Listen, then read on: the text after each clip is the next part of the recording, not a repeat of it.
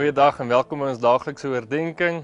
Ek sien uit om hierdie week saam met jou te kuier en ons gaan hierdie week bietjie na Psalm 1 kyk en kyk hoe God 'n tuinier is en met elkeen van ons wil werk sodat ons kan vrug dra. Kom ons lees saam Psalm 1 vers 1. Dit gaan goed met die mens wat nie die raad van die goddeloses volg nie met sondaars omgaan en met ligsinniges saamspan nie. Elkeen van ons het mense in ons lewens wat saad saai, wat dinge vir jou sê, dinge vir jou waaroor jy dink, wanneer hulle met jou praat, dan dink jy daaroor en jy sê maar, hoe gaan dit my lewe verander? Wat kan dit doen om my beter te maak? En dit kan verskillende mense wees oor verskillende areas en dimensies in jou lewe. Jy het miskien iemand met wie jy gesels oor jou finansies en hulle saai saad vir jou. En dan het jy weer iemand wat vir jou raad gee wanneer dit bietjie moeilik gaan met die huwelik of met die fisiese, wanneer jy bietjie siek is, dan gaan jy skakel daai een persoon of jy gaan altyd na hulle toe. En so het ons almal mense wat saad saai in ons lewe, mense waarvan jy weet.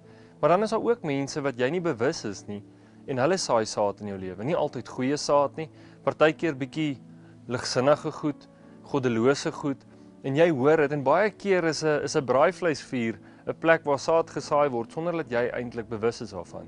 En ons moet baie versigtig wees oor wie saad saai in ons lewe. En hierdie vers sê, ons moet by God uitkom. Laat God die saaier is, laat hy die tuinier is wat die regte saad plant in ons harte, want dan gaan ons die regte vrug dra. Kom ons bid saam. Hemelse Vader, dankie dat U altyd bereid is om goeie saad in ons lewens te saai. Dankie dat U wil hê ons moet vrug dra, dat U wil hê ons moet blom, dat U wil hê ons moet soos 'n mooi tuin vir U lyk. Here, maak ons bewus van die kere wanneer goddeloses en ligsinnige saad saai. Laat ons nie ons harte oopmaak daarvoor en laat dit nie kan wortel skiet nie en laat dit net op die grond val, op harde grond en net verdor. Bid dat U ons sal help, dat ons bewus is hiervan en die persone wat U in ons lewens stuur, dat ons hulle kan voorgaan dankie sê en U kan prys vir die mense wat goeie en mooi saad, U saad in ons lewens saai. Ons prys U daarvoor in Jesus naam.